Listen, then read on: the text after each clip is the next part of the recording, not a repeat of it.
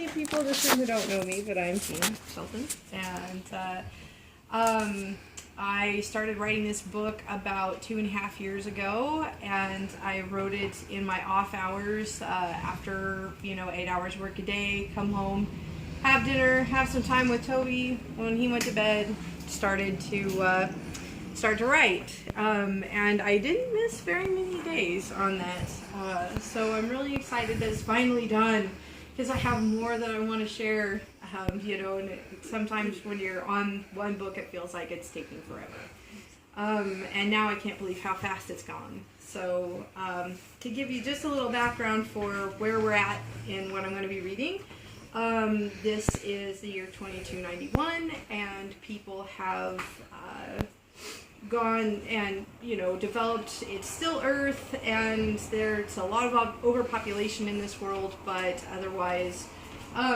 there's stuff that's recognizable, and there is, however, a technology that is allowing people to jump from one person's mind to another.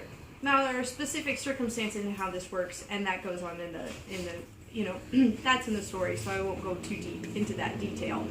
But what I will say is that the main character, Carnelia, has been ordered to take in a crazy vigilante because he is stepping on her crime boss's feet and is making him really upset. So basically, she has just done effectively the impossible. She's woken up in his head, and she's had to run away because, as he is a known vigilante, he's wanted, and people don't necessarily always react to him positively. So now she has to figure out what she's going to do. So, with that said, this is Chapter 6, Duel. She thought she saw a 24-hour restaurant back the way she'd come. Given that she didn't have any comms or where, she had no idea what time it was, or how long she'd been wandering the streets. But she knew it had been hours, and this body demanded food. She hadn't seen any cops for a while. The people who saw her as she walked surprised her. They recognized her, but didn't seem to care that she was who she was. In fact, a homeless man offered to share the contents of his brown bag with her. She declined, but it made her curious about people's perceptions of Arachi. The rain started up again, and the leather jacket did a wonderful job of keeping it back. Rain beat down on her bald head on either side of the mohawk. The sensations of this body were alien to her, but she strode down the street like she was in her own skin. She needed to get to a comm and find a place to hide so she could wait for a pickup.